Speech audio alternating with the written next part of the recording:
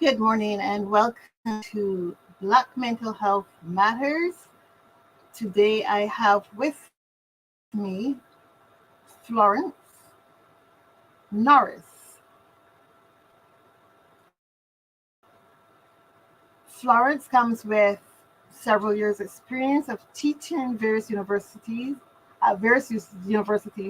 psychology courses, both at the graduate and undergraduate level. She holds her Master's of Science in Community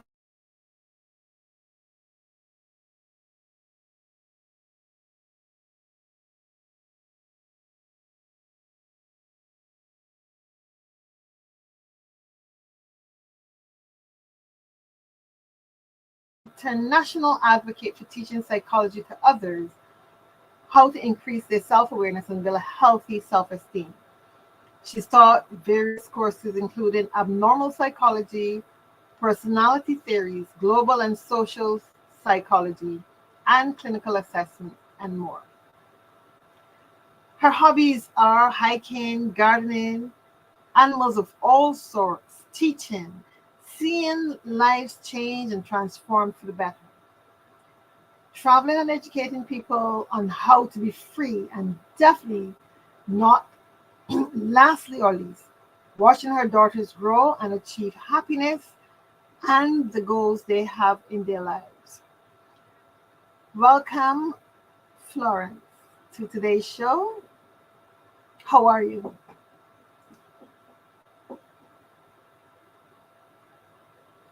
Florence, you're muted. Hi, Sonia. I'm doing well. Thank you. How are you today? I'm awesome. I'm doing really well today. I'm awesome. It's so good to have you on the show. Thank you. It's good to be here. Awesome. I think you cut out a little bit in the beginning, but I think we heard most of everything. The the Awesome. the yes, that I like to hike and garden, so that's good.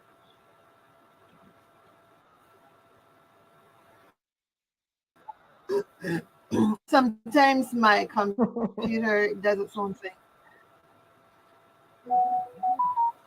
That's okay. Oh, these glasses are better. So, how do we know how many people are So here? what I'm going to do, since the audience missed some of what I said, I'm going to ask you to share with the audience who you are, since they would have missed some of what I Okay. said. Okay, great. No problem. Thank you so much. I'm Florence Norris. I go by Flo, so feel free to call me Flo.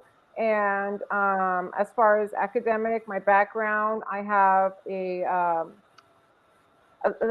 Master's of Science in Community Counseling Psychology, and then I have my bachelor's degree in Public Health, and I have my associates in sociology, which I kind of got by accident, but maybe I'll tell you about that another time. And I was recently awarded Okay. a yeah, there's a delay. Okay.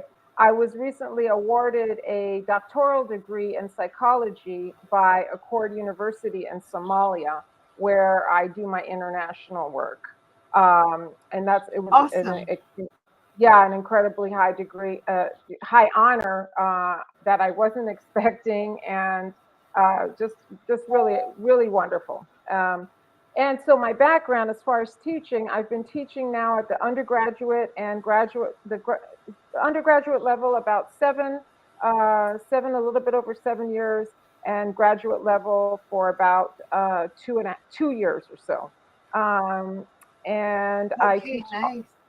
hmm I teach psychology, all sorts of psychology courses. Probably many of you in the audience have taken psychology classes like Psych 101 or personality disorders and social psychology. I do all of those. And I also do teach at the graduate level the clinical assessment and the life stages, life stage developmental stages, and legal and ethics in the graduate level. And I'm happy to be here. Thank you. Well, it's a pleasure to have you here. So I'm going to start off with my first question, and that's to ask you to give me a brief overview on narcissistic personality disorder and just list a few of the characteristics so we know what we're looking for. Absolutely.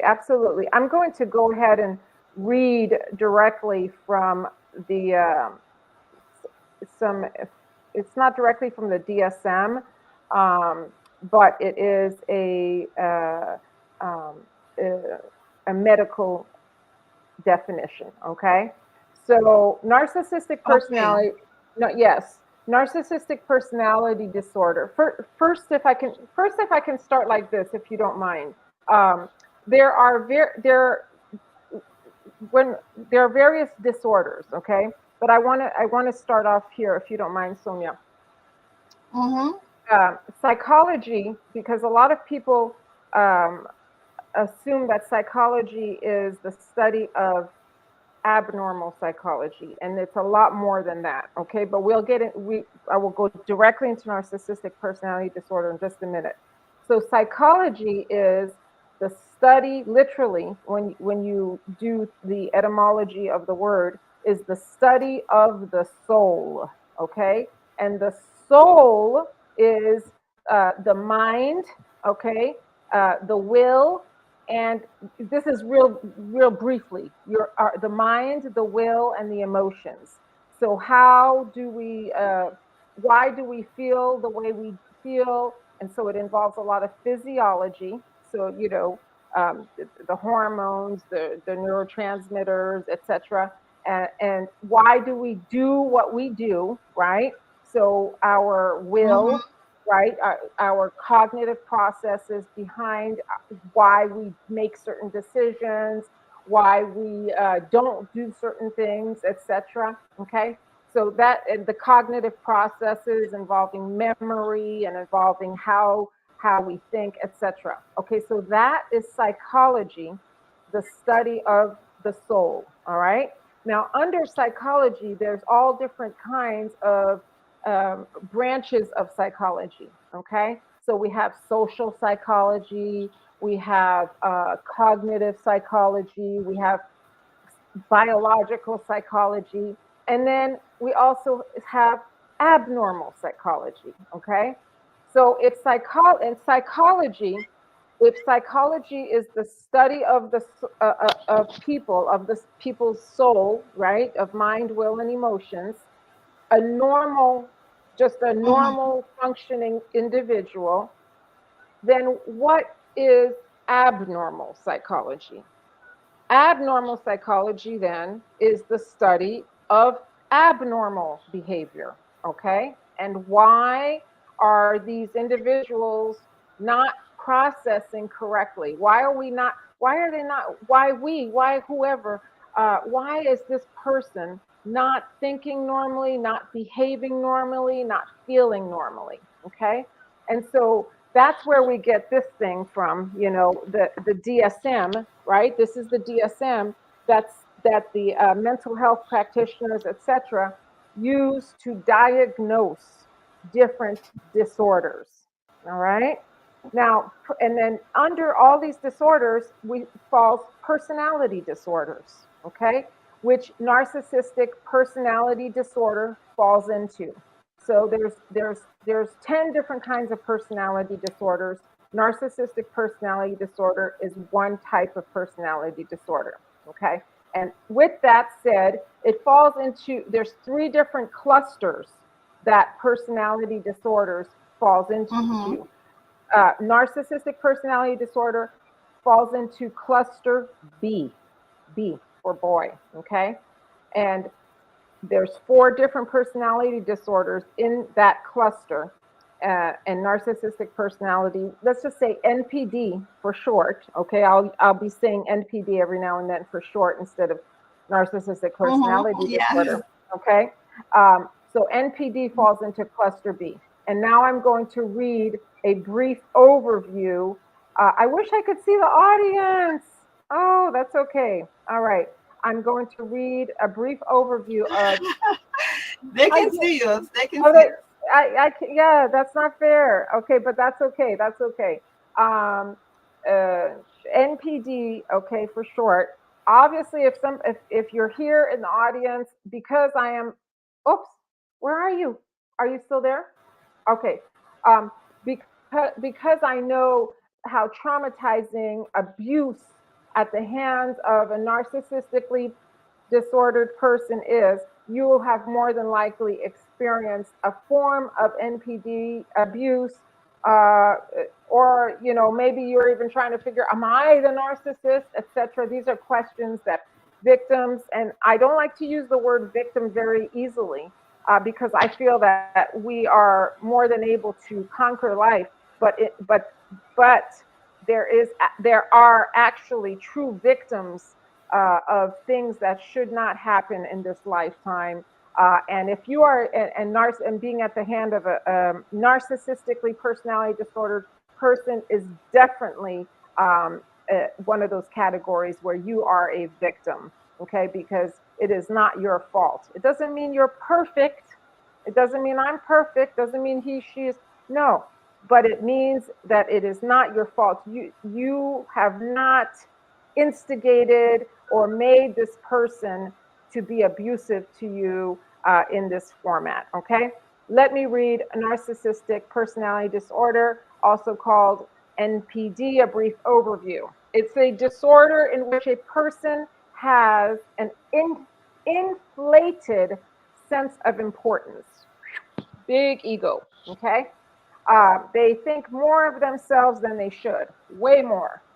Narcissistic personality disorder, it used to be that it was more common in men, but because our society and so many societies, I'm in the US right now, I'm in California, so the Western society, but it's everywhere. So because the world at large is becoming more, has become more narcissistic, I would say that many women also have this disorder. Although there in that cluster B that I was telling you about, okay, there's the histrionic, the antisocial, and the borderline personality disorder that all fall into cluster B.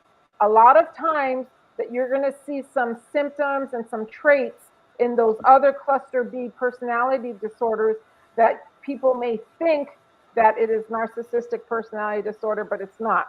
But okay, let me keep going, okay? But okay. So narcissistic personality disorder is, this definition says, found more commonly in men. I would say not that many more, not from the research that I've done, not that much more. Let's say 60% men and the other women.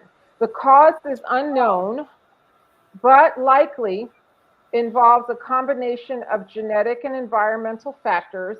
And Sonia and I can talk about that, our thoughts on top of it.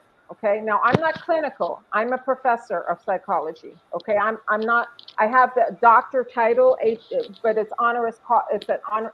It was given it to me. So ethically, I can only be called doctor at Accord University. Okay. Everywhere else, where I teach, I'm professor. Okay. So, but I'm telling you that to say that I'm not clinical, but I have experience with the students and my personal clients and coaching in my coaching business and life. So Sonia and I can talk a little bit about it. So NPD, the cause is unknown, but it likely involves a combination of genetic, meaning you're born with certain traits, and environmental factors, your socialization, okay, how you grew up, where you grew up, etc.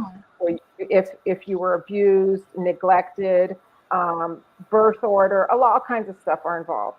The symptoms include an excessive need for admiration, disregard for other people's feelings. What'd you say, Sonia? I'm sorry, go ahead. No, I was going to ask another question. Please, go ahead. yeah, in terms of the red flags, what red flags should we look out for? Yes. Because I know from my own personal experience, sometimes there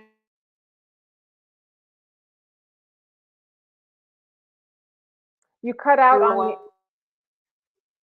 Oh, you're cutting out on me, Sonia. I heard you cut out on me. I heard that what are the red flags, and from your personal experience, they tend to be right in your face, but you ignore them. yeah, pretty It, much. yeah, there you cut out.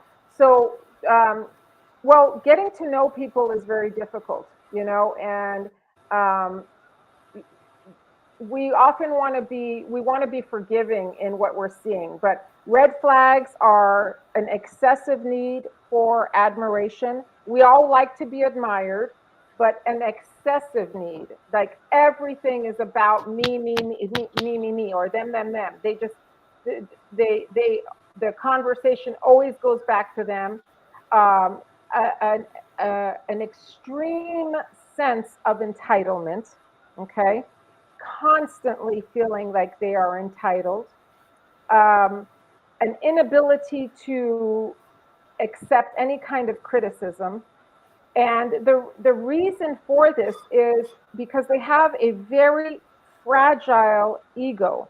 They're actually quite insecure, okay? And depending on the type of narcissist that we're dealing with, then um, um, it will be exaggerated. So I would look for the red flags. I would look for is an excessive need for admiration. Everything is fine as long as you're praising them, as long as you're buying them something, as long as you're cooking for them, as long as you're giving them, having sex with them, as long as they are receiving something from you or from whoever to pump themselves up, to make themselves feel good. And we call this narcissistic fuel, okay? Narcissistic fuel. As long as they are receiving narcissistic fuel, then they are fine, okay? So that's what I would look for. I would look for, um, do they show any sort of concern about you or your life, okay? Do they ask you, Sonia, Flo, Joe, Jack, how are you? How was your day today? Oh, you look upset. Do they acknowledge that So if how, mhm, your feelings? Go ahead, Sonia. I'm sorry. There's a delay just to the audience, no, so you know. I was gonna ask because very often who are very good at concealing Mm, their motives. yes, yes, yes. So they will play this game with you. They'll say the right things. They're always politically correct. But Hmm. there is that underlying, you had better give me what I want kind of mentality. I want this and I want it this particular way. I Hmm. mean, I'm dealing with, or I have dealt with that in the past. That's in the past where I've been with someone who was, and I just think they were just being passive abusive, you know. Show your really nice face on the surface, show my friends a really nice face on the surface. But there was that subtle abuse, really, really subtle abuse. And hearing what you're saying now, I can now identify, well, yes, this person was being narcissistic because everything was about them. There was that jealousy with female friends, why are you paying attention to them? You should be paying attention to me. It is Hmm. really challenging because sometimes we mistake a person's neediness, that neediness on you to validate them as that person loving you, when that is not necessarily the case. It is, I'm going to give you this if you give me that kind of Hmm. situation. Hmm. Hmm. What are your thoughts on that?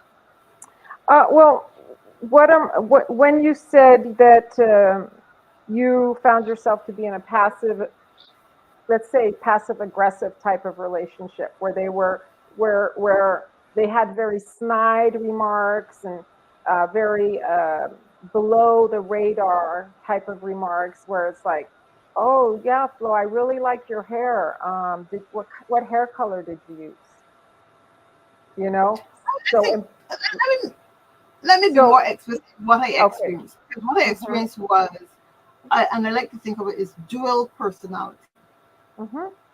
They have There a is mask. that, They're yes, wearing, there is yes, that kindness. Show yeah, you they're some degree of kindness, and you think they absolutely really care about you, but they take way more than they give. And the abuse comes in the things that they say and the things that they do. Then you see that absolutely. So, side that you oh, were not expecting, and it's very confusing. The kindness on one hand and then the meanness on another. right. So it's like night and day. One minute you're nice, the next minute you're not, and they can go from that place of being nice in like split seconds to just being totally mean. Right, but they won't be mean in front of the other people. No, Right. they always So, portray themselves as being a good guy, and you're the horrible person. You're the one who's right, abusive, not me. This is her. She's the one who will tell lies, not me. I am this perfect human being who don't have any flaws. right. And sometimes the abuse comes in different forms when it's after the, when you're behind closed doors. Sometimes it will be a silent treatment. Sometimes it will be refraining from giving you something. Sometimes it might be very verbally abusive. Well, I've experienced all of that.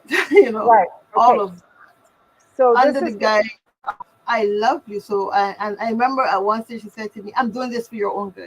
You know, this is for your mhm. own good, and I'm like, "Oh, this is for my own good." Right. It will always be turned.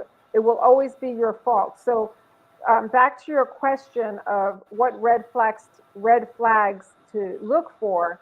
Um, the lack of accountability, the lack of taking responsibility in a quote unquote normal, right? Because Hmm. none of it, there's, see, normal does not equal perfect. All right. See, this is what we really need to get through our minds, that normal does not equal perfect. We are human beings. We're imperfect. We all have our character defects, our idiosyncrasies. But just because we're imperfect does not mean we are abnormal. Okay. So I want to really emphasize the fact that uh, us imperfect human beings, right, do not have to be deviant, dysfunctional, distressful, emotionally or physically dangerous. Okay, those are the 4Ds that you want to look for in a disordered personality.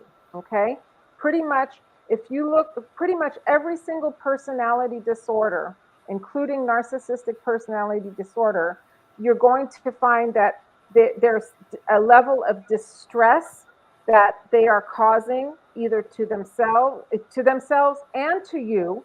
There's danger some sort of way, okay, not necessarily always physical but emotional. There's dysfunction. There's a dysfunctional pattern, which one, and there's deviance. Like deviance meaning not sticking to the norm of society. And deviance is okay. Any one of those 4Ds is to a degree. I shouldn't say is okay, but so we will experience it to a degree. But when it's a persistent pattern, and really causing imminent danger or just constant distress, then it's a problem. Okay. Um, but back to what you were talking about, how you've experienced that, all of those, and what signs to look for. First, I want to say this. We have to ask, we have, first, I want to say this. when you unknowingly get into a relationship with a narcissistic personality disordered person, they are not starting off like that. Okay, they are going to show excessive love and attention to you, right? They're going to tell you how beautiful you are, how smart you are. They're really going to be into you. And Mm-hmm. yes, more so than, you know, a normal type of encounter, okay? Because they are master at it. They are master at it, Sonia. So, but this is what I want to say, that there are some terms in narcissistic language that we need. Abuse. If you are an abuse victim, okay, you really need to know a few terms so that you can attach the terms to the behavior. Love bombing, okay? I don't know if you've ever heard of love bombing, okay? And if somebody can put that in the chat. No, I Uh, haven't. oh, now I can see the chat. I What? haven't ever. I've not heard that term. Okay, But I'm so if gonna you, I'm gonna post it here. yeah, go ahead and put that, love bombing, Love. okay? Okay, then put another one, gaslighting, gaslighting. Love bombing. Thank you, Daniel. Hi, brother. How are you? Okay. Love bombing, gaslighting. Put what else do we put? Narcissistic fuel. Put narcissistic, or just put fuel. Fuel. FUEL. Hi, Azikiwi. Tete. I'm gonna put Ezra. Yeah. narcissistic. Fuel. Fuel. Yes. Gaslighting, love bombing, narcissistic fuel. Okay. Mm-hmm. Okay, so when you first meet somebody, when you first meet a narcissistic disordered person, and then, okay, one more term. Put put narcissism in one line. Put narcissism versus narcissistic. Okay, there's two different. So narcissism versus narcissistic.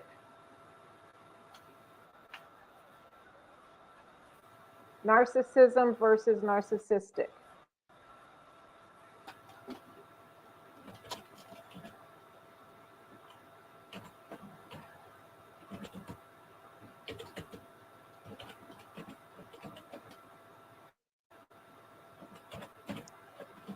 Okay.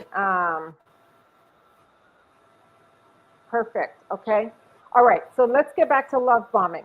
When you first meet somebody, because we're talking about what signs to look for, so we don't do this over again and again and again, right? When you first meet and then you were talking about we brought up mask. We brought up a mask or persona. Okay.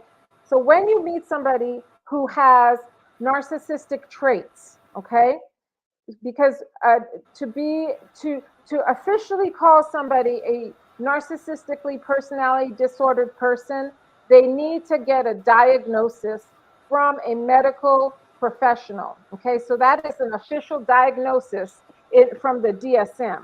Okay, so you and I, we can have an innate sense. Okay, we can have an innate sense that that person is NPD. Okay, but in actuality, we don't really know unless we have some sort of knowledge and we've been in a relationship, and we can say without a doubt, yes, that person has a disorder. Now, not everybody has the ability to do that, and unfortunately, people are using the term very liberally and way too much. They're calling everyone a narcissist the minute that somebody acts a little dramatic. I'm a dramatic person. I use my hands, I talk, and I'm an extrovert, etc. And I have a bit of that type of mannerism. So if a person, thinks, oh, just because she does her hands like this, or she talks loud, or he talks loud, that you can't just say, oh, they're a narcissist. All right, that is a diagnosis. But let's say that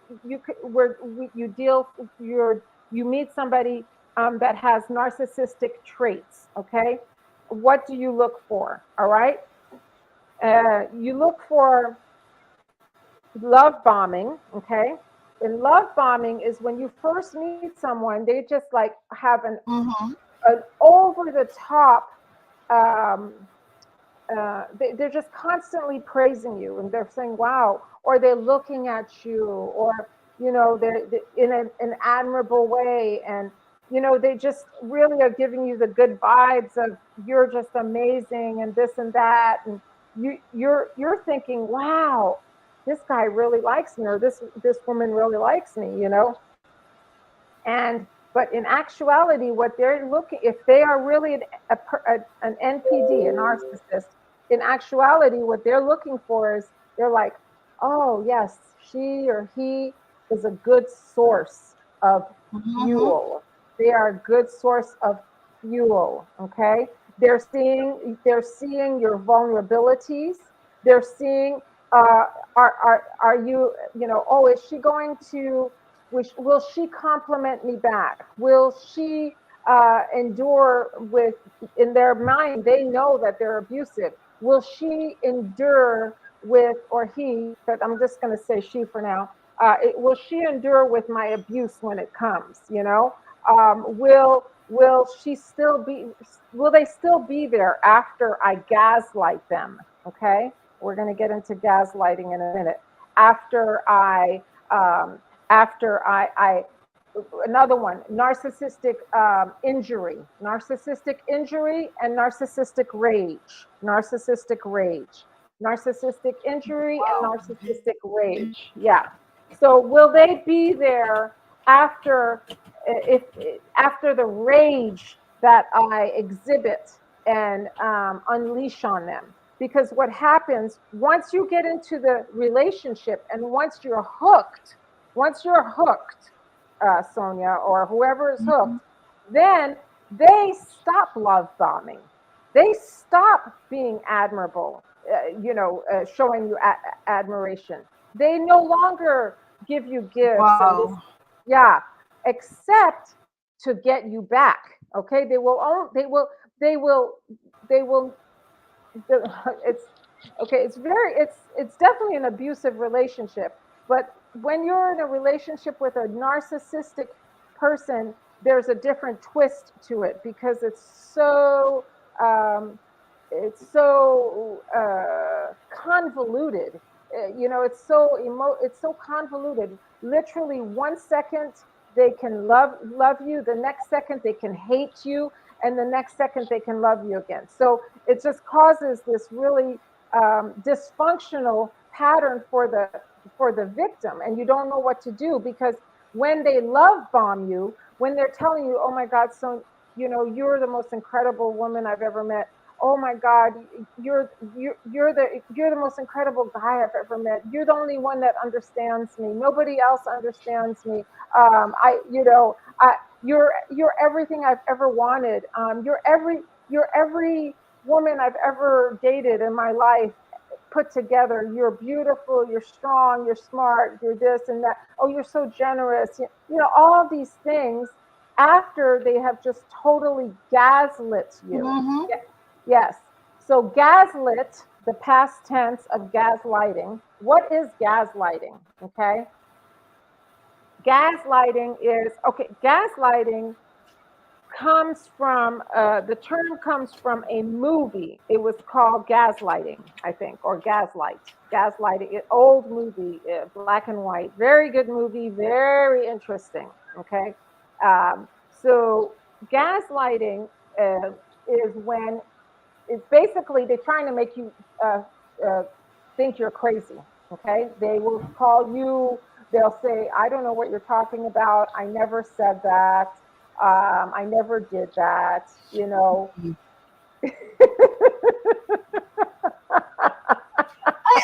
I I'm listening to you. I'm hearing you because recently I experienced that with a friend, Mm, and my immediate reaction to myself was, why does this person lie? But now I'm understanding what they are doing, because initially I'm like, why does this person lie? But one of the other questions I want to ask, and that's to make the distinction between being a narcissistic personality and having a healthy self-esteem, feeling worthy of yourself. What is the difference? Because sometimes you see people who are so self-aware and you bring that self-confidence with them. Is there a difference between narcissistic personality and having a high and healthy self-esteem and self-confidence? absolutely. So, and the best defense towards getting tricked into um, a narcissistic relationship is having a healthy self-awareness and a healthy self-esteem. And is there a difference? Is your question? So yes, Yes. there 100% is a difference. Okay, so a narcissist is, it may seem like, oh, they just have a really healthy self-esteem. They're confident and they talk about themselves, and it's attractive to people that don't have a healthy self-esteem, okay, and that are working on themselves. And because we have to take into consideration, why am I attracted to that type of person? More than likely is because you're not working on yourself, all right? And so you want in a sense, you want to be fed. In a sense, you need fuel. Okay. Now, some people say that codependency and narcissism are on the same measure, meaning a codependent and a narcissist go very well together. Okay, a codependent and a narcissist go very well together. Okay. Is there a difference? Yes. The difference is that a person with a healthy self-esteem, Sonia, is not, their main source of fuel is themselves, okay? Or not other people. And they are not in a way that they are sucking the energy out of another person, all right? With a narcissist, they literally suck your energy. I look at them like a Mm-hmm. vampire, like a vampire, or what do you call it? Um, just look at them like they're sucking you like a leech. That's what look at like a leech. They're blood suckers. They're energy suckers. They take all your energy. They will I've take heard all your someone refer to it differently. She actually refers to them as energy vampires. yes, exactly. I guess it's the same, energy vampires. Not just energy vampires, they will suck your money out, they will suck your life out, they'll suck all your positive energy. They have, look at a narcissist as an empty shell. You can put that in the chat. Empty shell. They are empty shells. They're empty. So when you're empty, you need to go and get your energy.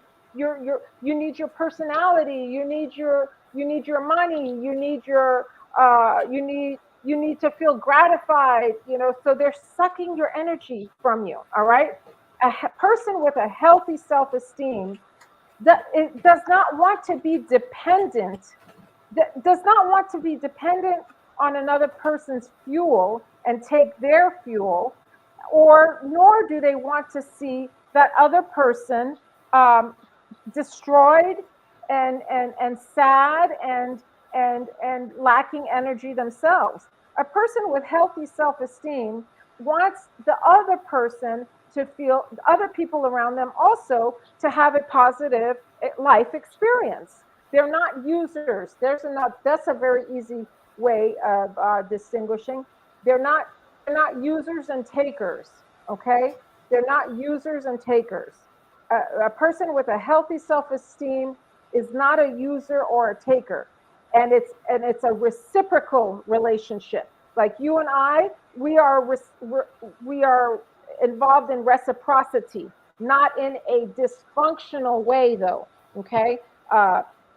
So, yes, a narcissist and another person, a victim, also are involved in reciprocity. But unless that other person is dysfunctional themselves, then they're not getting anything out of it. All right. Now, why am I saying that? Or should I, is that answering the question? Mm-hmm.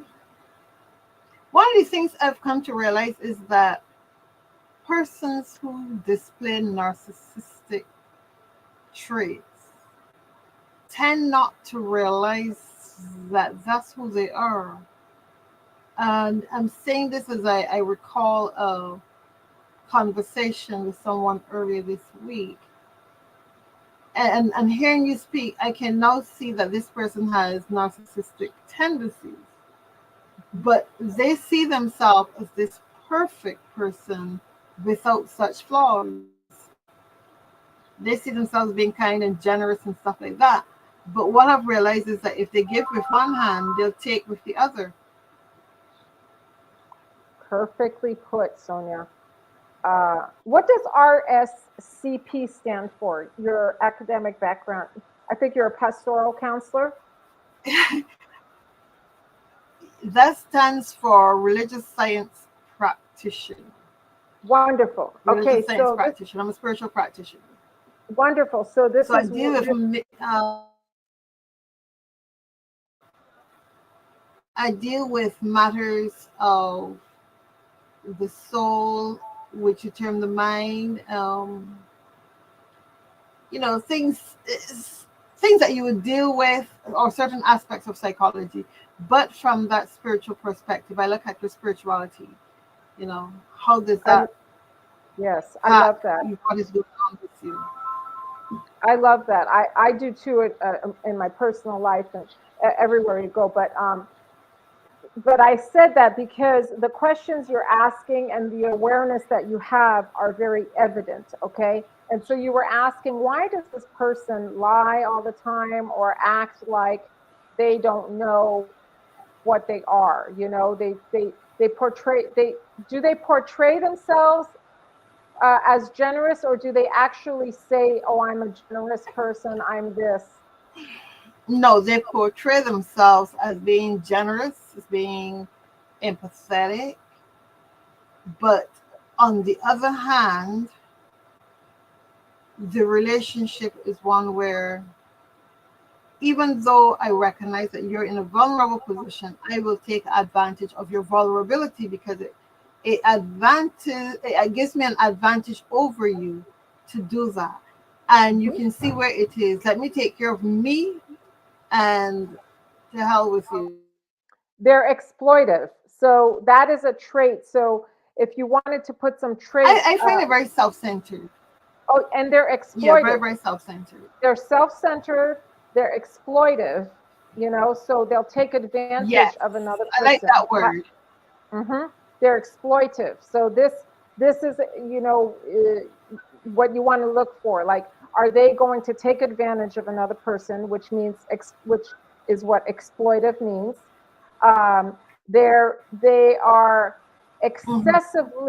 excessively at self admiration, excessive self admiration. Yes. Okay, so there's a difference between a healthy self-esteem and uh, a narcissistic type of trait being displayed. Okay, so excessive admiration versus excessive self-admiration versus being proud of yourself because you are working hard to be the person that you are being. Okay, that's a big difference. And so Mhm. how can we tell the difference? How we tell the difference is, does this person take advantage of other people? Does this person always seem to come back to the conversation of me, me, me, me? Okay. Always, always, Mm-hmm. always. Yeah. This conversation is always about myself. Everything, the words they use is either I, my, me. You very Wow. seldom would hear we in the conversation. Very, Um, very, very it is true. this self-aggrandizement attitude that almost always comes through. I am important, you're not. One of the things that I've observed is the way in which they think are not on their level. Um, Whereas, I believe in equality, no matter what your social standing in life Hmm. is, that Hmm. everyone should be treated with respect and dignity, and that you don't use people's poverty to your advantage. Hmm. You don't use people's lack of a higher education to your Hmm. advantage. Hmm. And that's just my belief. I was in a forum recently dealing with racism, and one of the things that came up was that the black person should speak first. And I said, no, you're going to treat me as an equal. You go first. And that was my attitude. And I think that very often we don't do enough self examination to Hmm. see how healthy we are mentally, if we're balanced or if we're a little off kiltered, either to the left or to the right. And we don't spend enough time working on ourselves so that we can have a really, really harmonious relationship for the whole planet, not just for ourselves, but for the whole planet.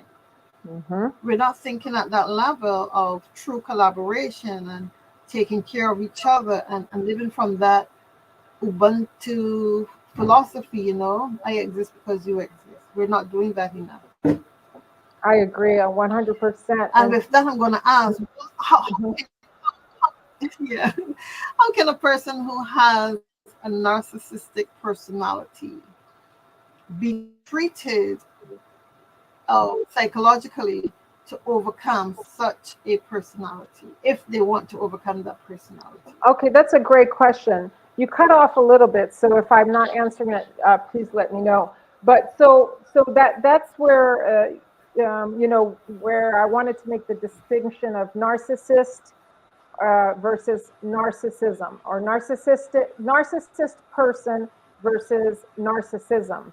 So NPD is an actual diagnosis, and they are a narcissist. Okay, so if Mm-hmm. narcissistic, um, just the whole overarching theme of narcissism, we can carry certain traits. Okay, so we can be selfish, we can be too much excessive self-admiration, we can be a bit exploitive, like, wow, you're just going to take advantage of people like that, you're going to be rude, you're going to manipulate, you're going to be deceiving for your own purpose. We all have the capacity for good and evil within us. I like Viktor Frankl. He wrote a book called Man's Search for Meaning. He was a Jewish man in the death camps during the Nazi time, and so Mm-hmm. he stated in that book, we all have the capacity for good and evil. All of us can be a jerk, okay, or we can be kind. We have a choice, and that's where the whole spiritual component comes into it. We have a choice how we want to be. So your question is, if a person finds that, they're wondering, am I the narcissist? Number one, if you're wondering, are you the narcissist, and you feel a sense of remorse or concern about it, you are likely not a narcissist. Okay, if you feel any kind of remorse or concern, enduring remorse or concern about the fact that you might be the narcissist, you are more than likely not a narcissist because you're concerned about it. And concern means that you have empathy, okay, that you have the ability to care for another person. Whereas a narcissistic person, a narcissist, let's call him a narcissist, could care less about what other people think about them. They could care less if you don't like them or if you think they're terrible. They don't care. They don't care. But a person who cares is likely not a narcissist. It is somebody that wants to grow. It is somebody that wants to change. And yes, it is possible. What can you do? Number one is take take some courses, read some books. You want to become self-aware. You want to become self-aware. You want to have self-respect, okay? You want to have a healthy self-esteem, and you want to have self-confidence in a positive way. And so it's all about self-love and self-love, not narcissistic love where you're a narcissist is in love with themselves. A narcissist is in love with themselves. Oh, literally the story of Narcissus, that's where the term came about, was in love with himself. He looked at himself in the pool reflection of the water, and he fell in love with himself. But healthy healthy love for self is not you love yourself versus being in love with yourself. Okay. um, so what you watch some videos, take some classes, do the things you love to do. Really take a Mm-hmm. do a self analysis. Who am I? What do I like to do? And typically when we are don't have healthy self love, okay, what I found with my clients is they don't know what they love. They don't know who they are. They're not aware. So I would say start finding out, who are you? And just write some simple things down. Just very simple. Go back to the basics. What are my favorite colors? What songs do I like? What food do I like? Just these simple little activities can really help us become whole. We were Yes. created to thrive. We were created to flourish. Okay, we were created to enjoy life, to receive and to give life and love and feel good. That's how we're supposed to be. So I would start off with those things. Just write down some simple things. Okay, let's say um, my name is, and I like to, I always do this with my clients is, what does your name mean? Because there's so much in the name. So simple things. So my name is Florence, or I go by Flo. I used to hate my name, but now I use it. I use it for my benefit. And somebody might say, "Oh, that's so narcissistic." Oh, no, I'm not a narcissist. I am promoting myself, but I'm not a narcissist, but yes, I care about myself. So I'm going to take what I have in life and I'm going to use it to help myself. I'm not going to say, "Oh, I hate my name, I hate my hair, I hate this, I hate." No, because that'll make me miserable. Okay, so I have to find the positive. So write your name down and write, what do I like? What do I like? Start discovering who you are. Call this your self awareness assessment. You know, self awareness I like assessment. that. Yeah, and you and I can I share like that. some tools that I use, and write down some basic things that you like just to start off with. That is one step, one activity a person can do if you're listening on this broadcast. I also like the word that you use, wholeness, because that's what one of the main tenets of my profession is, to return clients to wholeness. Find that Yes. place where you unite with the God of your understanding and that perfect wholeness. So I really like the fact that you went there, because that is what it's about. Find that we're made in the image and likeness of God, and God is all that is good. And if Yes. we can just get back to that place, I think that's one way in which narcissistic personality disorders can be treated, by just getting back to wholeness, Well, identifying who you are mhm. as being created from that thing that we call God. Some people refer to it source, universe, but just finding your wholeness. Okay, I'm glad you mentioned that because remember, NPD, narcissistic personality disorder, just like depression, anxiety personality disorder, um, obsessive compulsive personality disorder. All of these disorders are treatable. Okay, and so uh, and and and and in order to be treatable, you have to want to be treated. Okay, so you said you think that this is how we can treat NPD. Narcissist people with NPD don't want to be treated because they don't think that there's anything wrong with them. That's the problem. That's the problem. They do not think there's a Yeah, the problem is problem with always the them. other person. The other person. I'm perfect. You're Right, imperfect. right. I think that is a challenge. Yeah, that's a challenge. So so they're never going there, and you cannot see, this is what happens. They look for people that want to fix them, and that in itself is a codependency disorder.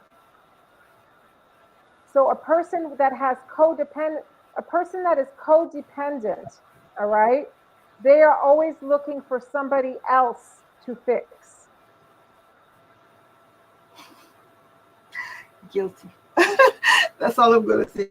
Guilty. Right, so yes, so that is the prime target for a person who is a narcissist, because they they they they don't think there's anything wrong with them. They don't think there's anything wrong with going to get their fuel from somebody else. They think you want to be, they think this is what you want, and in essence, partially that is what a codependent wants, but they just don't want to be abused. And Yeah, I think codependent, that's why I attract those people. so no more. So out of your words, because we speak into existence what we experience. So if you say that's why I tracked people, then you have to decide, is that what you want to continue doing, Sonia? You have to say, Flo, is that what you want to No continue? way. Right, I don't want to continue doing that. Now I'm right. understanding myself so much better and the kind of people that I attract into my world. So having that's really important. It means I can change that. Right. And how we start to change it is by saying the kind of people I attract into my world are people who care about themselves. I attract people who care about others. I attract people who want to make this world a better place. That's who I attract. And that's who you will attract, because you are, in essence, speaking it into reality. Okay. And you have to maintain your That's boundaries. correct. You have to maintain your boundaries. You have to maintain your mental That is so boundaries. true. Yes, ma'am. Your mental boundaries, your physical boundaries, um, etc. But I want to get into, because this is Black Health Matters. So where's my phone? I want to get into some of the cultural questions, because you mentioned about how you went to this one particular group, and uh, they said, "Oh, let the Black person talk first." Um, in the U.S., that would never actually be said. It might be thought, but they would not Mhm. say it. But because I am of a foreign background, I understand how you're feeling, that somebody would say that. Um, I'm not sure how much time we have, but I do want to. I want to address. I love the questions. Where are they? Hold on. Go I ahead with wrote. that's the question. We're on the hour, but it's okay. I am on my time. I suppose you're on your time, and I'm I sure am. that the organizers will mind if we go a few minutes over. Okay. What time is it? 8 o'clock. My time, 8 o'clock. Yeah, it's We. fine. Okay. So let me see. How can healthcare professionals ensure the assessment and diagnosis of NPD in Black individuals, that they are culturally sensitive and free from bias? First of all, I want to talk a little bit about healthcare professionals, and also the governmental, law and judicial system. More most people are not able to diagnose. Most people don't, I'm not going to say diagnose, because only a professional clinical licensed person can diagnose. But most people cannot detect narcissism, okay? Or narcissistic personality Mm-hmm. disorder. They can't detect it because they are so tricky. NPD people are very, And I very agree with you there. That is a position for someone who is trained to do. trained and licensed. Yes, trained and licensed. So, to diagnose. But however, we can train people to be able to look for certain signs that they are being deceived by a narcissist. Okay.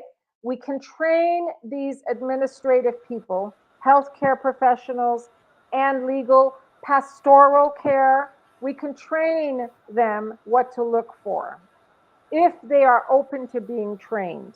Okay.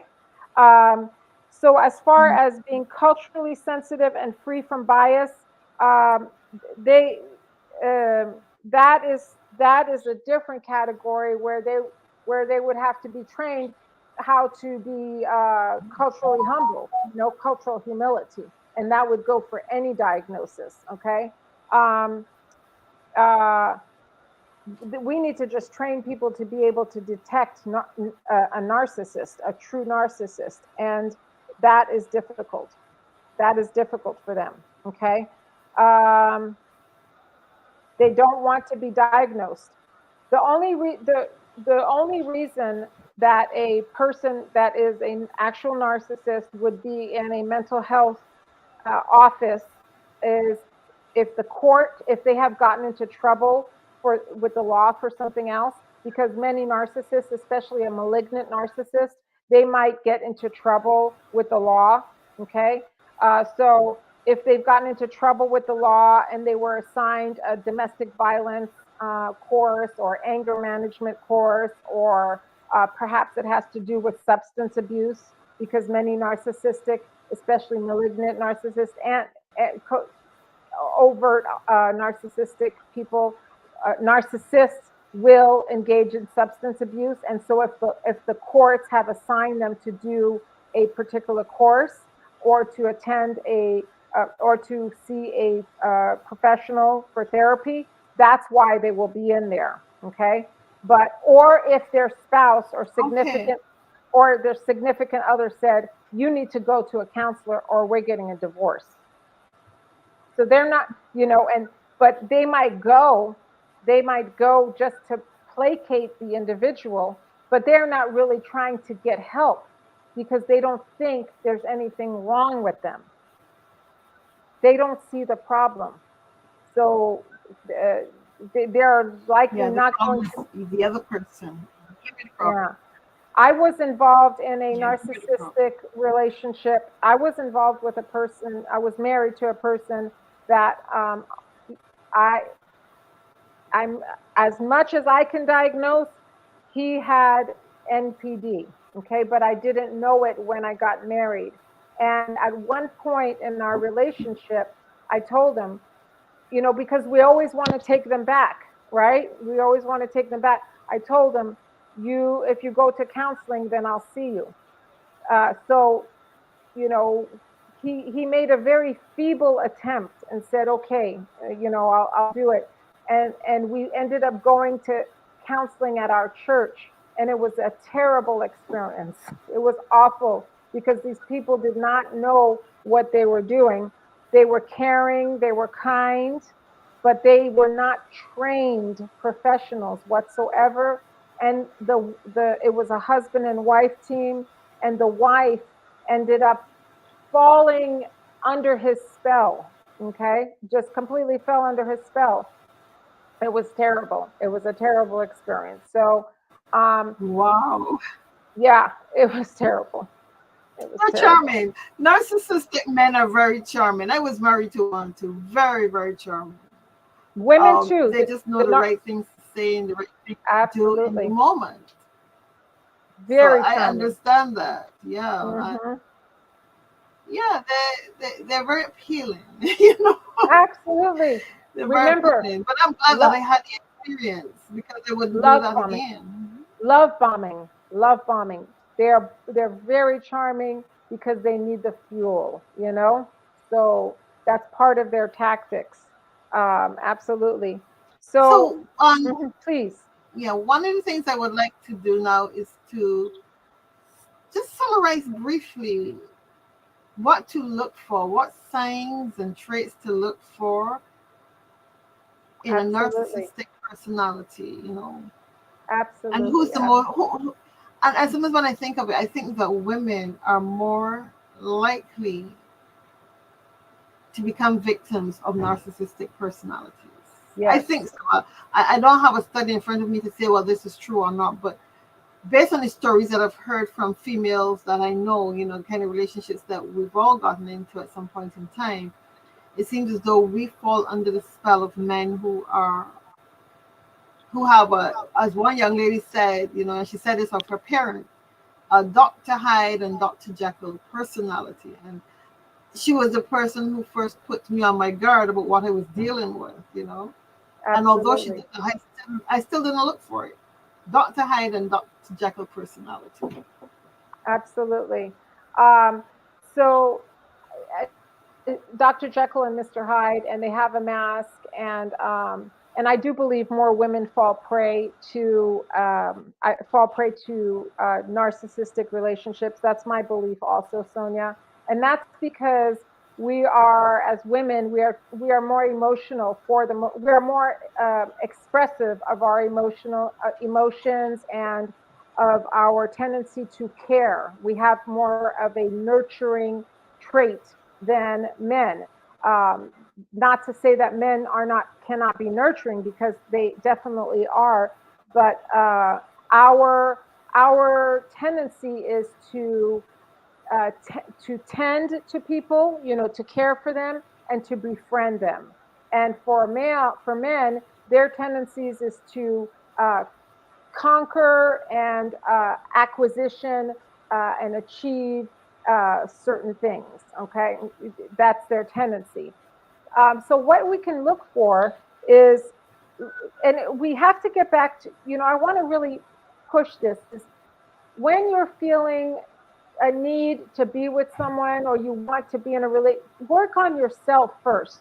Really feel confident and whole in yourself before you make yourself too available to a relationship.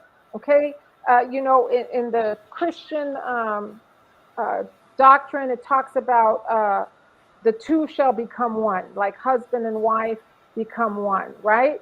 Well, you want to be as whole as possible before you get with another person. You want to be secure and stable in your personhood before you attach yourself to another person. And that's the optimal way, but it doesn't always happen like that. I understand. So what we look for is the red flags is, do they show any kind of real concern about me? Like, are they asking me, how am I feeling? Are they listening to the things that I like to do? Like, if you're going out to dinner, do they say, what kind of food would you like today, honey?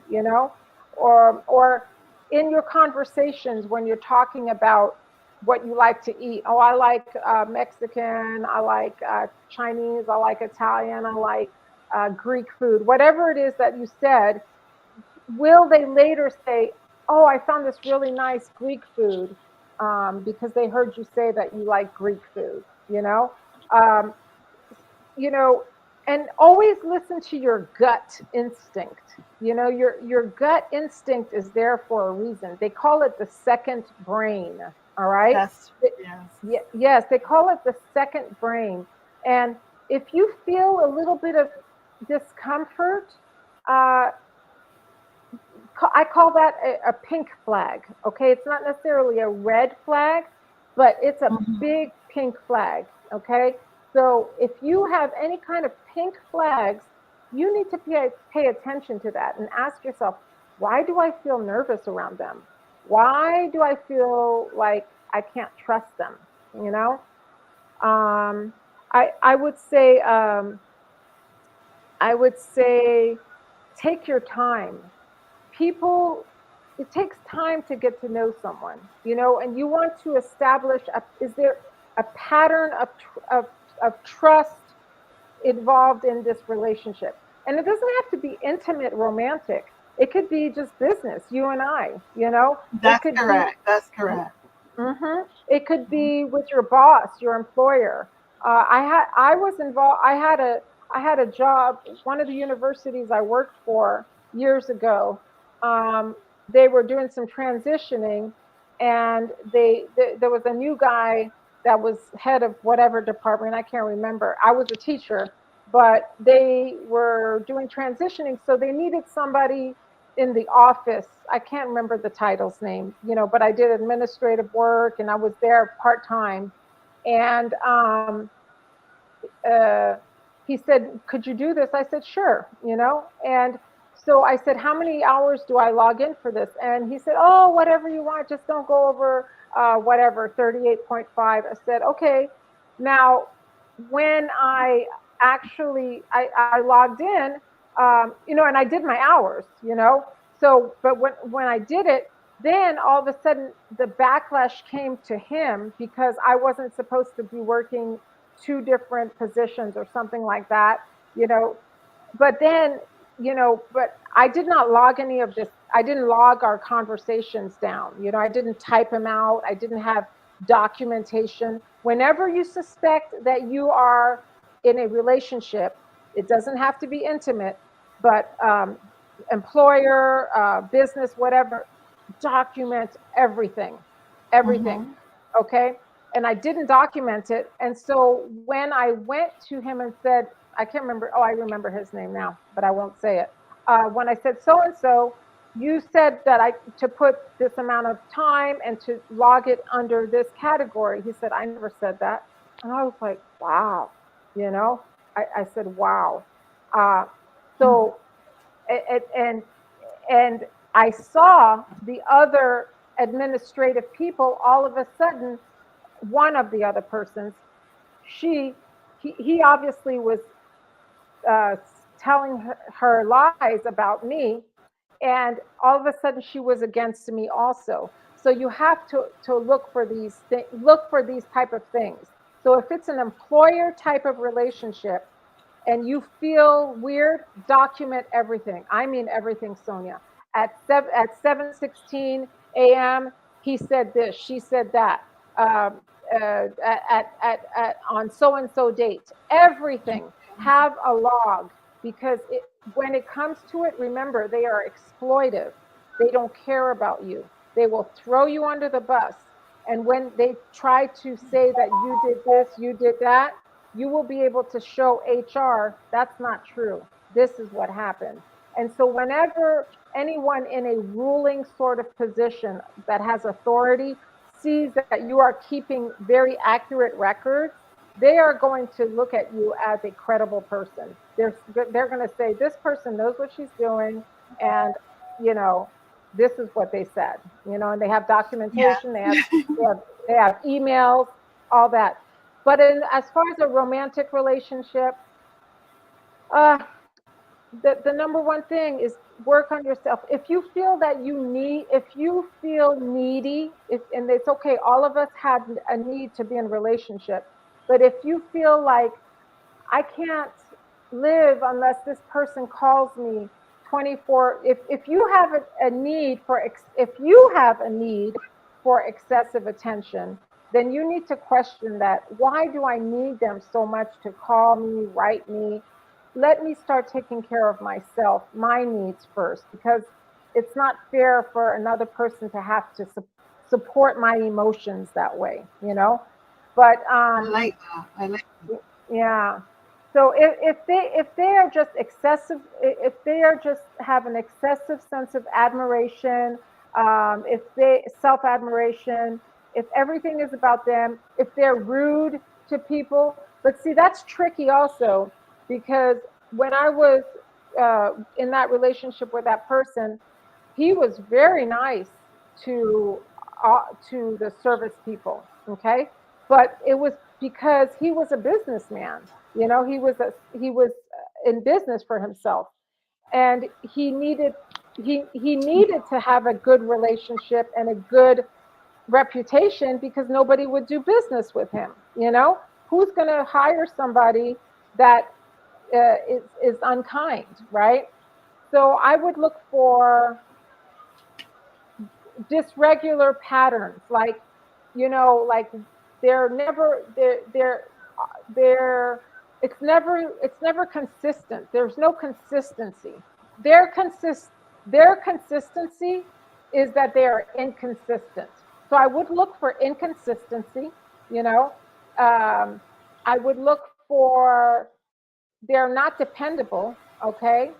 Um, if you tell them, if you say, Joe, I really hate when you're late all the time and they don't care about you, about how you feel, and they continue to be late, that's a very big sign.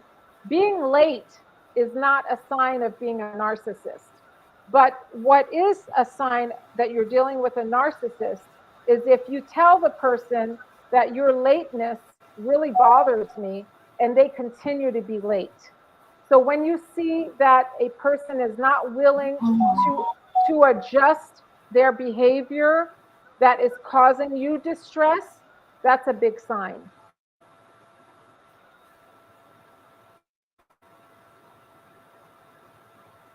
Well, we're going to wrap up here. It was really great having you with me, Florence Norris.